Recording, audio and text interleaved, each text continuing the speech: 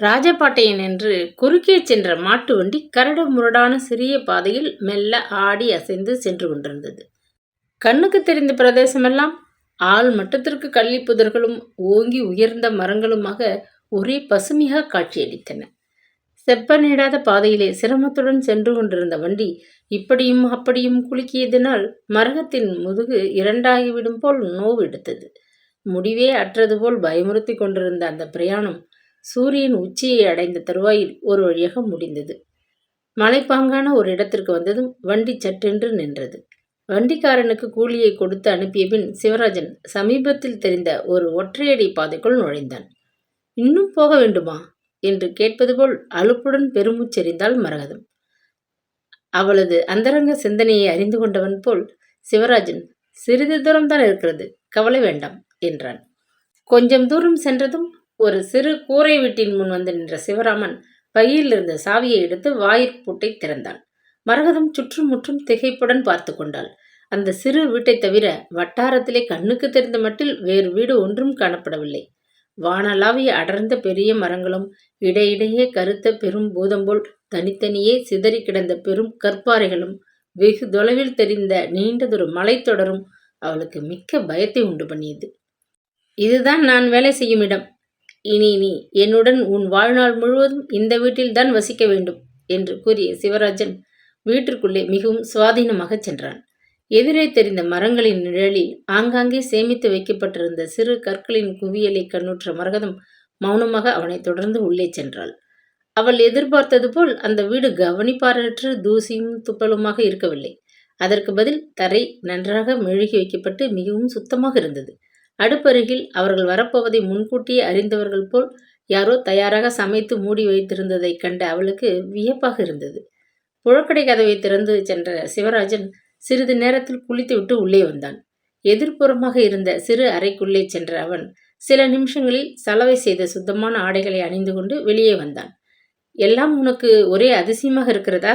வீடு சிறியதாக இருந்தாலும் உனக்கு குறை ஒன்றும் இருக்காது என்றான் புன்னகையுடன்.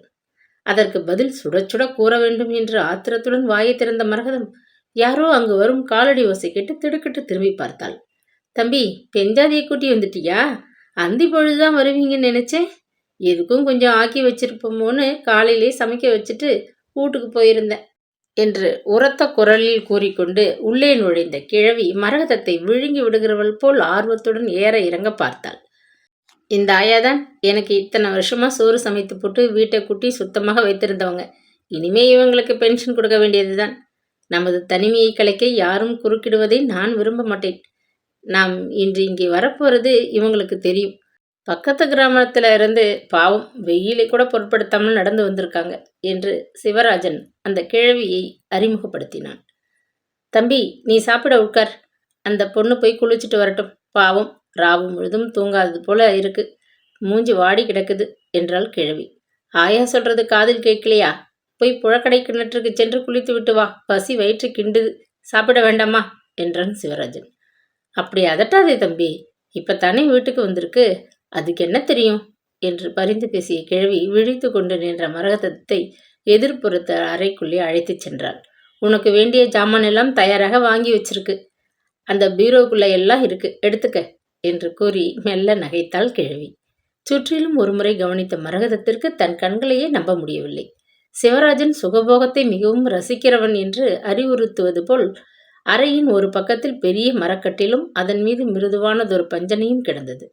எதிர்பக்கத்து மேஜையை ஒட்டினாற்போல் முழு உருவமும் தெரியக்கூடிய பெரிய நிலைக்கல் நாடி தொங்கிக் கொண்டிருந்தது. மேஜை மீது வரிசையாக வைக்கப்பட்டிருந்த பவுடர் டப்பா, சோப்பு பெட்டி, சீப்பு, தைல பாட்டில்கள் முதலிய அழகு சாதனங்களை கண்டதும் அவளுக்கு மிகவும் ஆச்சரியமாக இருந்தது. உனக்கு தேவையான சேலைகளை இந்த பீரோவில் வச்சிருக்கு, எடுத்துக்கம்மா என்று கூறிய கிழவி மிகவும் உரிமையுடன் அறையின் மூலையில் இருந்த சிறு மர பீரோவை காட்டினாள். அடுக்காக மேல்தட்டுகளில் சலவில் இருந்து வந்த சிவராஜனின் ஆடைகள் வைக்கப்பட்டிருந்தன. கீழ்த்தட்டு ஒன்றில் 4 புதிய நூல் சேலையும் அதற்கு ஏற்ற ரவிக்கைகளும் வைத்திருப்பதை காண அவள் வியப்படைந்து போனாள். போன வாரம் டவுனுக்கு போனப்போ தம்பி இதையெல்லாம் வாங்கி வந்தது.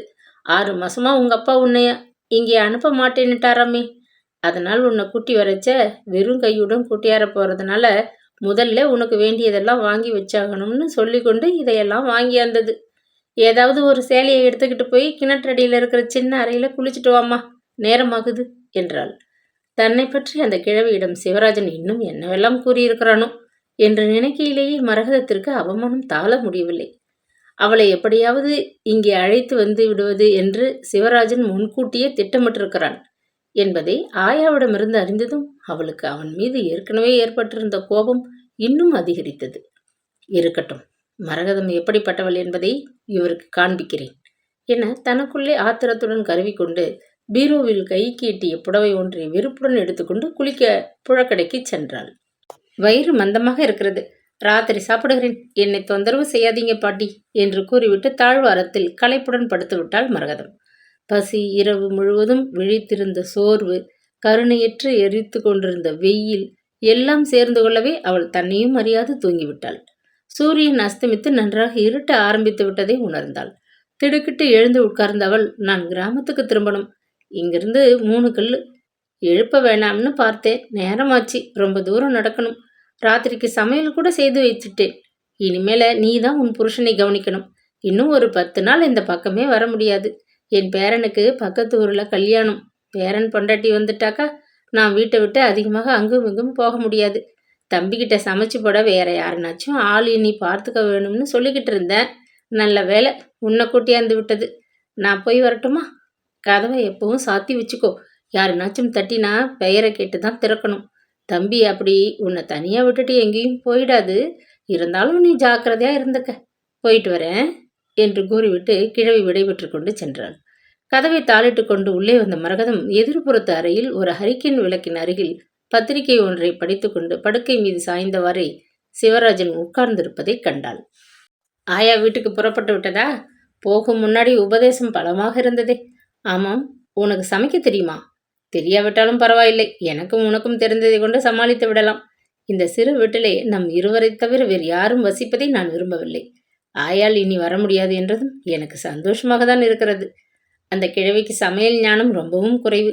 5-6 வருஷமாக எனக்கு அவள் சமையலை சாப்பிட்டு நாக்கு அழுத்து விட்டது என்று பரிகாசமாக கூறியபடி அவன் எழுந்தான். மரகதத்தின் இருதயம் பயத்தில் படபடவென்று அடித்து கொண்டது. திடீரென்று அவளுக்கு அதுவரை இருந்த தைரியமெல்லாம் மறைந்து விவரிக்க இயலாத ஒருவித கலக்கம் அவளை பிடித்து கொண்டது. சுவரை ஆதாரமாக பிடித்துக்கொண்டு தனது பீதியை வெளியே அதிகம் காட்டிக்கொள்ளாமல் அவள் ஏளனமாக நின்று கொண்டிருந்தார். ஏ ராணி, இனி உன்னை நான் அந்த பெயரில் தான் கூப்பிடப் போகிறேன். என் பெயர் சிவராஜன், நீ எனது ராணி. கையை கழுவி கொண்டு வா, பகல் கூட நீ பட்டினி, இருவரும் சேர்ந்து சாப்பிடுவோம் வா என்று கனிவுடன் அழைத்தான். சாட்டையால் அடிபட்ட சர்க்கஸ் புலி போல் அவனை குரோதமாக நிமிர்ந்து பார்த்த மரகதம், எனக்கு சாப்பாடு வேண்டாம் என்றாள் கோபத்துடன். எத்தனை நாள் சோர்ந்தாப்புல பட்டினி கிடப்பாய்? என் கண்மணி, உண்ணாவிரதம் போதும், வா உட்கார், நான் சாப்பாடு எடுத்து போடுகிறேன். ரொம்ப பிகு செய்தாயானால் குழந்தைக்கு கொடுப்பது போல் உனக்கு நான் சாதம் பலவந்தமாக ஊட்ட நேரிடும் என்று சரசமாக கூறியபடி அவன் அவளது கரத்தை அன்புடன் பற்றினான். வெடுக்கென்ற கரத்தை அவனது பிடியிலிருந்து எடுத்துக்கொண்ட மரகதம் துள்ளி குதித்து ஒரு அடி பின்வாங்கி நின்றாள். பயம், இன்பம் என்று விவரிக்க இயலாத ஏதோ ஒரு புது உணர்ச்சியில் அவளுக்கு உடலே அனலாய் பற்றி எறிவது போல் தோன்றியது. என் அருகில் வந்தால் என்ன தெரியுமா என்று மிரட்டும் குரலில் கிரீச்சிட்டு கத்தினாள். ஏன், சபித்து விடுவாயோ என்று பரிகாசமாக கேட்ட சிவராஜன் அவளை நெருங்கினான். என்னை தொடாதீர்கள். ஐயோ என்று அலறிய மரகதம் ஆவேசம் பிடித்தவள் போல் ஒரே தாண்டலில் அடுப்பின் அருகில் பாய்ந்து சென்று கிழவி சமையலுக்கு காய்கறி நறுக்க உபயோகித்த மாடத்திலே வைத்திருந்த சிறு கத்தியை கையில் எடுத்துக்கொண்டாள். என்னை நீங்கள் துன்புறுத்தினால் இதனால் குத்தி கொண்டு நான் செத்து விடுவேன். என் அருகில் வராதீர்கள், வந்தால் நிச்சயமாக நான் செத்து விடுவேன் என்று பைத்தியக்காரி போல் கூக்குரலிட்டபடி கத்தியை கரத்தில் நீட்டி பிடித்து கொண்டு நின்றாள். சிவராஜன் ஒரு வினாடி திகிலினால் ஸ்தம்பித்து போய் நின்றான். ஆனால் அடுத்த கணம் மரகதம் எதிர்பாராத விதம் அவன் அவளை நெருங்கி அவளது கரத்தை இறுக்கமாக பிடித்து கொண்டு விட்டான். அவளது கரத்தில் இருந்த கத்தி தானே நழுவி கீழே விழுந்தது. அதை காலால் உதைத்து தூர தள்ளிவிட்ட சிவராஜன், என்னை என்னவென்று நினைத்து கொண்டு இப்படி ஆட்டம் காட்டுகிறாய் என்று உரிமையபடி அவள் முகத்தை உற்று பார்த்தான். மரகதத்தின் உடல் பயத்தால் நடுங்கியது. சிவராஜனது இரும்பு பிடியிலிருந்து தன்னை விடுவித்துக் கொள்ள முடியாத அவளுக்கு வீடே வேகமாக சுழல்வதைப் போன்ற ஒரு பிரமை ஏற்பட்டது. கண்கள் இருண்டன. மரகதம் கொடிபோல் துவண்டு மயக்கமாக கீழே சரிந்து விட்டாள். ஜன்னல் வழியே சில்லென்று வீசிய காற்றும் அத்துடன் முகத்தில் விழுந்த நீர்த்துளிகளும் மரகதத்திற்கு விழிப்பை கொடுத்தன. விசுக்கென எழுந்து உட்கார்ந்த அவளுக்கு தனது சூழ்நிலையை பற்றி அறிந்து கொள்ள சில நிமிஷங்கள் சென்றன. சிவராஜனின் மிருதுவான பஞ்சனை மீது அவள் படுத்திருந்தாள். வெளியே சோவென்று மழை கொட்டி கொண்டிருந்தது. மேஜை அருகில் இருந்த சாய்வு நாற்காலி ஒன்றில் சாய்ந்த வாக்கில் இவ்வுலக நினைவற்றவன் போல் நிம்மதியாக தூங்கிக் கொண்டிருந்தான் சிவராஜன். மரகதம் துயிலிலிருந்து எழுந்திருந்தாள். சாப்பிடுவதற்காக ஒரு கண்ணாடி டம்ளரில் பால் கை எட்டும் இடத்தில் பத்திரமாக மூடி வைக்கப்பட்டிருந்தது. விற்றென ஜன்னல் வழியே வீசிய காற்றில் அணைந்து விடும் போல மேஜை மேலிருந்த ஹரிக்கேன் விளக்கு துடித்தது. எழுந்து உட்கார்ந்த மரகதம் ஜன்னல் கதவுகளை ஓசைப்படாமல் சாத்திவிட்டாள். சுவரில் மாட்டியிருந்த கடிகாரத்தை நிமிர்ந்து பார்த்தால் இரவு மணி 2 கொண்டிருந்தது. அவளுக்கு திடீரென்று ஒரு புதிய யோசனை தோன்றியது. படுக்கையை விட்டு மெல்ல எழுந்து அறையை விட்டு அடிமேல் அடி வைத்து வாசல் பக்கம் வந்தாள். தாழ்பாலை ஓசைப்படாது திறந்து கொண்டு எட்டி பார்த்தாள். கண்ணுக்கு ஒன்றும் புலப்படாத இருட்டு, சில்லென்று வீசிய குளிர்ந்த காற்று, வெளியே கொட்டி கொண்டிருந்த மழை, இவற்றை ஒன்றும் பொருட்படுத்தாதவள் போல் துணிச்சலுடன் அவள் வந்த வழியே தலைதெறிக்க ஓடினாள். சிறிது தூரம் கூட சென்றிருக்க மாட்டாள். இருளில் அவளுக்கு திக்கு திசை ஒன்றும் புலப்படவில்லை. எதற்காக ஓடுகிறோம், எங்கே ஓடுகிறோம் என்ற யோசனையின்றி பித்தம் பிடித்தவள் போல் கால் வந்த வழியே ஓடிக்கொண்டிருந்த மரகதம் மழையினால் ஊறி பதமாயிருந்த சேற்றில் வழுக்கி தரையில் மடால் என்று விழுந்து விட்டாள். எழுந்திருக்க முயன்ற தன்னை இரு கரங்கள் ஆதரவாக அணைத்து தூக்குவதை உணர்ந்த அவள் பயத்தால் கிரீச்சிட்டு அலறிவிட்டாள். போதும் உன் சாகசம். இப்படி நடக்கும் என்று எதிர்பார்த்தேன். நான் தூங்குவதாக பாவனை செய்து கொண்டுதான் படுத்திருந்தேன்.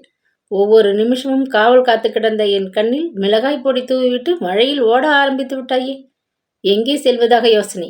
இன்னும் கொஞ்ச தூரம் சென்றிருந்தால் மலையிலிருந்து சிறுத்தை புலி உன்னை அடித்து தின்று இருக்கும்.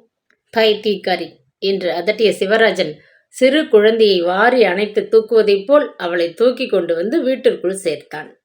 தனது முயற்சிகள் ஒன்றும் சிவராஜனிடம் பயன்பெறாது தோல்வியடைந்ததைக் கண்டு அவமானமும் ஆத்திரமும் அடைந்த மரகதத்திற்கு துக்கம் தாழ முடியவில்லை. கைகளால் முகத்தை மூடிக்கொண்டு தேம்பி தேம்பி அழ ஆரம்பித்தாள். அழுகை, ஆத்திரம், சண்டை. பேஷ், நமது முதல் சந்திப்பு மிகவும் அழகாக இருக்கிறது. போய் உள்ளே சென்று முதலில் ஆடைகளை மாற்றிக்கொள். ஈரத்தில் ஊறிக்கொண்டிருந்தால் பிறகு ஜுரம் வந்து தொலைக்கும் என்று உத்தரவிட்ட சிவராஜன் நனைந்து போன தனது ஆடைகளை மாற்றிக்கொள்ள உள்ளே சென்றான். கண்ணீர் பெருகியபடி அப்படியே ஈர உடைகளுடன் பிடிவாதமாக உட்கார்ந்திருந்த மரகதத்தை காண அவனுக்கு கோபம் பீறிக்கொண்டு வந்தது. சொல்வதை கேட்கப் போகிறாயா இல்லையா? உன்னுடன் எனக்கு பெரும் ரோதனையாக போய்விட்டதே என்று கர்ஜித்த அவன் அவளது கரங்களை முரட்டுத்தனமாக பற்றியபடியே அறைக்குள்ளே இழுத்துச் சென்றான். ஐயோ என்று கூவியபடி சிவராஜன் தனது கரங்களை உடனடியாக எடுத்துக்கொள்ள நேரிட்டது. கோபம் தாளாத மரகதம் பெண் புலிபோல் தோல் மீது பலமாக பற்கள் அழுந்தி ரத்தம் துளிர்க்கும் வரை கடித்து விட்டாள். அவன் மேற்பார்வை செய்த இடத்தில் கல்லுடைக்கும் கூலி பெண்கள் தங்கள் கணவரிடம் வந்து சண்டையிடும் பொழுது உபயோகிக்கும் தற்காப்பு யுத்த சாதனத்தை அவனது அன்பான மனைவி அவனிடமே உபயோகித்து விட்டாள். தோளின் மீது ஏற்பட்ட காயத்தை அழுத்தி பிடித்துக்கொண்டு அப்படியே சிறிது நேரம் செயலற்று நின்று விட்டான்.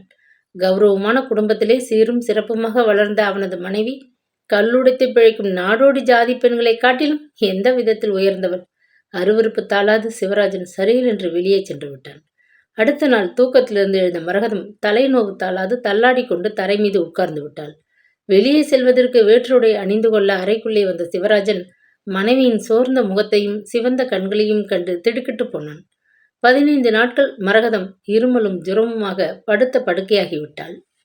நோயின் வாதனையினாலும் ஜுர வேகத்தினாலும் முதல் 2 நாட்கள் தன்னுணர்வு கூட இன்றி சோர்ந்து கிடந்தாள் மரகதம். நோய் சிறிது குணமடைந்து ஜுரம் குறையத் தொடங்கிய பின்புதான் அவள் வீட்டில் ஏற்பட்டிருந்த மாறுதல்களை உணர முடிந்தது. அன்றைய இரவு சம்பவத்திற்கு பிறகு சிவராஜன் அவளிடம் நேரடியாக பேசுவதை விட்டுவிட்டான். நோயாளியை கவனிக்கவும் வீட்டை நிர்வகிக்கவும் ஒரு சிறு பெண் அமர்த்தப்பட்டிருந்தாள். ஏறக்குறைய மரகதத்தின் வயதுடைய அந்த பெண்ணை அவன் சிட்டி என்று செல்ல பெயரிட்டு அழைத்தான். மரகதம் தூங்கினாளா, கஞ்சி சாப்பிட்டாளா என்று தெரிந்து கொள்ள வேண்டிய விஷயங்களை அவன் மனைவியிடம் நேரடியாக விசாரிக்காது சிட்டியிடம் கேட்டு அறிந்து கொண்டான். நோயாளி படுத்திருந்த அறைக்குள் மிக முக்கியமான காரியம் இருந்தால் ஒழிய அவன் நுழைய முற்படவே இல்லை.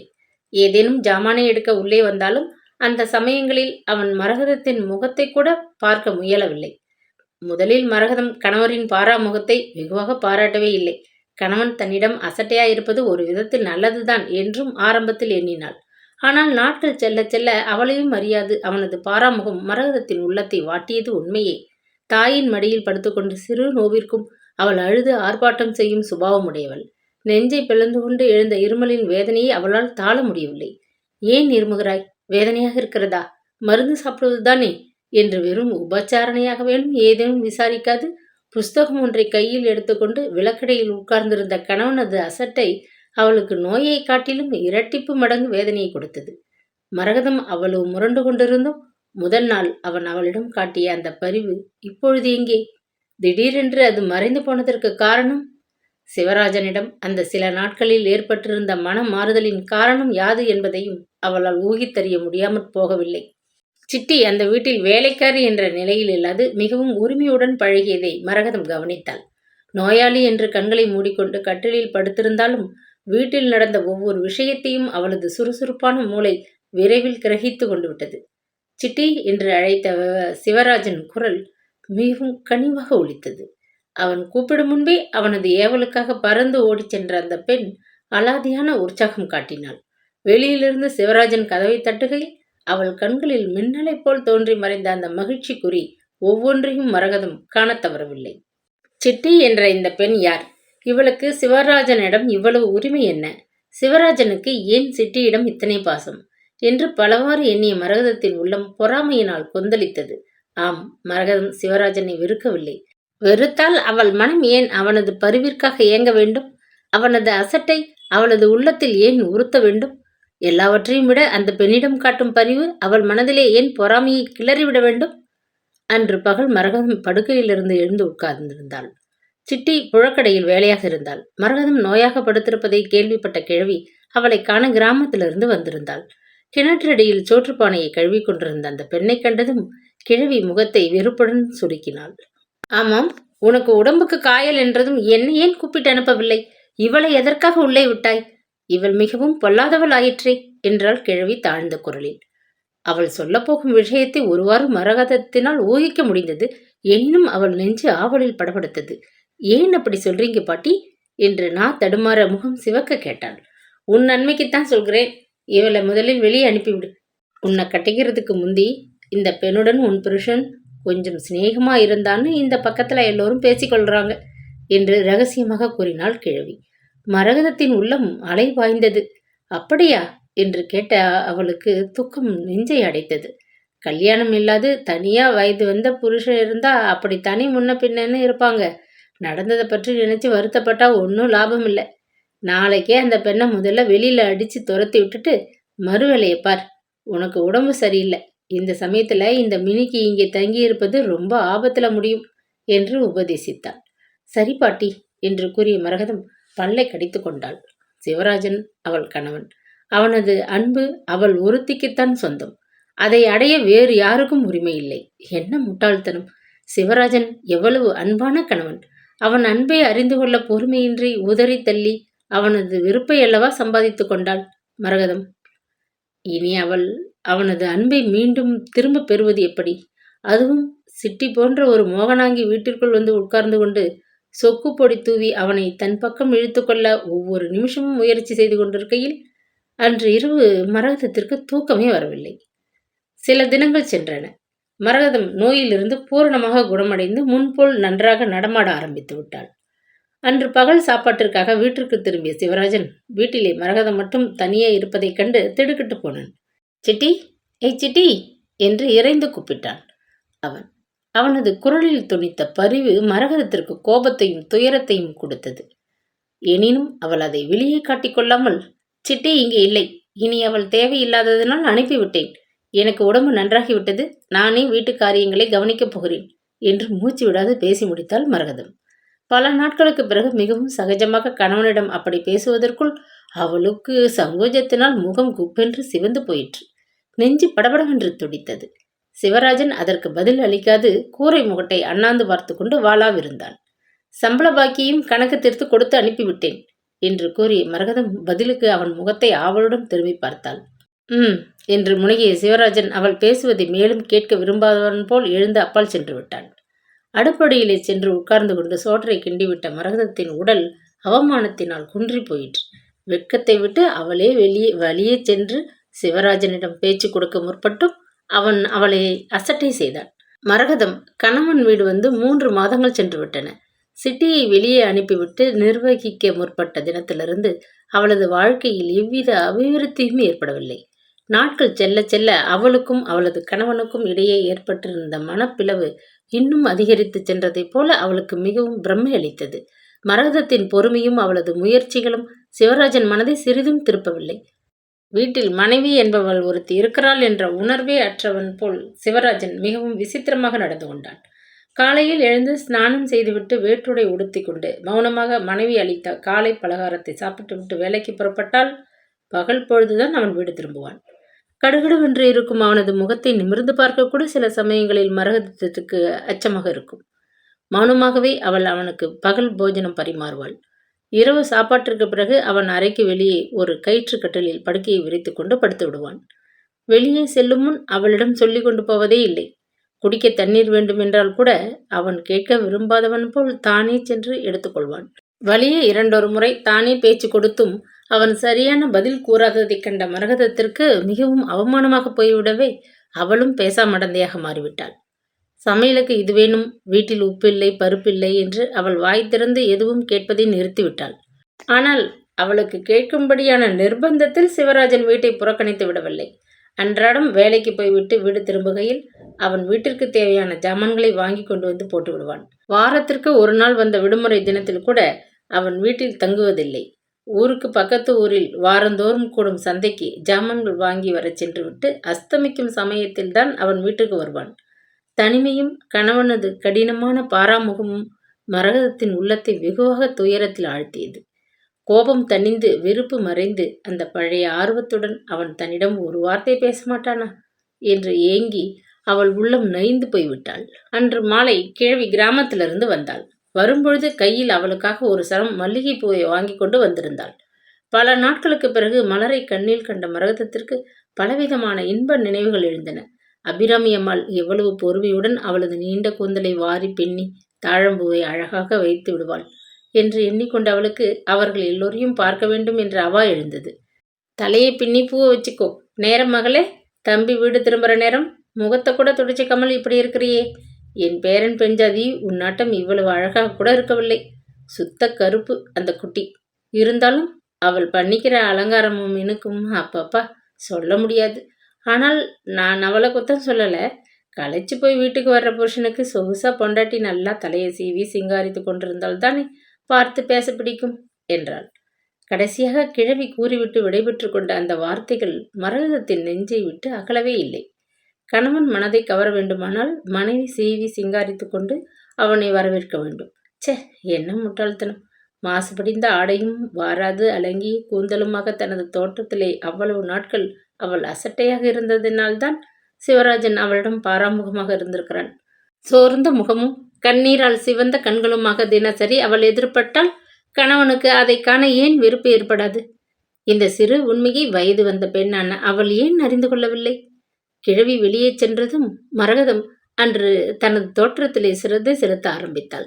அநேக நாட்கள் அவசரத்தில் பின்னிக்கொள்ள பொழுதில்லாது கூந்தலை அள்ளி செருகிக் கொண்டு பொழுதை கழித்த அவள் அன்று நிதானமாக தனது நீண்ட கரிய கூந்தலை மெல்ல வாரி அழகாக பின்னி முடித்தாள். முகத்தை கழுவிவிட்டு கண்ணாடி எதிரில் நின்று மிகவும் சிரத்தையுடன் அலங்காரம் செய்து கொள்ள ஆரம்பித்தாள். பொழுது அஸ்தமித்து நன்றாக இருட்டிய பின்புதான் சிவராஜன் அன்று வெளியே நின்று வீட்டிற்கு திரும்பி வந்தான். புழக்கடைக்கு சென்று அவசரமாக குளித்துவிட்டு உள்ளே வந்தவன் முதலில் ஒன்றையும் கவனிக்கவே இல்லை. இலையில் சாப்பிட உட்கார்ந்த பொழுதுதான் கம்மென்று வீசிய மல்லிகை மலரின் மனதை உணர்ந்து திடுக்கிட்டு திரும்பி பார்த்தான். சாதத்தட்டை ஏந்தியபடி அழகு தேவதை போல் என்றுமில்லா புது பொலிவுடன் எதிரே வந்த மனைவியை கண்டதும் அவனது உள்ளம் மகிழ்ச்சியால் துடித்தது. வைத்த கண் வாங்க மனமற்றவன் போல் தன்னை விழித்து பார்த்த கணவனின் முகத்தை நேருக்கு நேர் உற்று பார்க்க மரகதத்திற்கு மிகவும் லஜ்ஜையாக இருந்தது. விவரிக்க இயலாத ஆனந்தத்தில் அவனது உள்ளம் கொந்தளித்தது. லேசாக சிவந்த தனது முகத்தை மெல்ல திருப்பிக் கொண்டு உணர்ச்சியினால் நடுங்கிய கரங்களால் அவனுக்கு சாதம் பரிமாறினாள். போஜனத்தை முடித்துக்கொண்டு கை கழுவி விட்டு கயிற்றுக்கட்டிலின் மீது வழக்கம் போல் உட்கார்ந்து கொண்டான் சிவராஜன். அவனது முகத்திலே அதுவரை குடியிருந்த அந்த கடுமை மறைந்து முன்போல் அந்த பழைய பரிவு அவனது கண்களில் மெல்ல மிதக்க ஆரம்பித்ததை கடைக்கண்ணால் பார்த்து அறிந்து கொண்ட மரகதம் மெய்மறந்து போனாள். வெற்றி வெற்றி என்று அவளது இருதயம் வெற்றி முரசு கொட்டுவது போல் ஆனந்தத்தில் வேகமாக அடித்து கொண்டது. சிகரெட் ஒன்றை பற்ற வைத்துக்கொண்டு கட்டிலின் மீது உட்கார்ந்திருந்த சிவராஜனின் கண்கள் ஆர்வத்துடன் தன்னை பின்தொடர்வதை மரகதம் பார்க்காமலே உணர்ந்து கொண்டாள். சிவராஜன் அவளை வெறுக்கவில்லை. அவனது அன்பை அவள் முயன்றால் திரும்பி அடைந்துவிட முடியும். உண்மையில் வேலைகளை முடித்துக்கொண்டு புழக்கடை கதவை தாளிட்டு விட்டு தயங்கிக் கொண்டு கணவன் இருந்த பக்கம் வந்தாள் மரகதம்.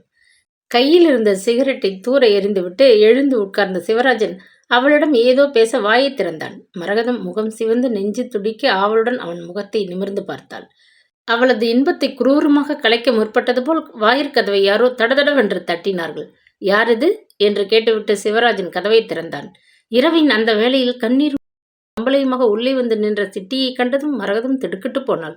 சாமி, சங்கிலி என்னோட சண்டை போட்டு ரகலை செய்து விட்டாள். அவ புருஷன் என்னை அடிக்க வந்து விட்டான் என்று தேம்பி அழ ஆரம்பித்தாள் சிட்டி.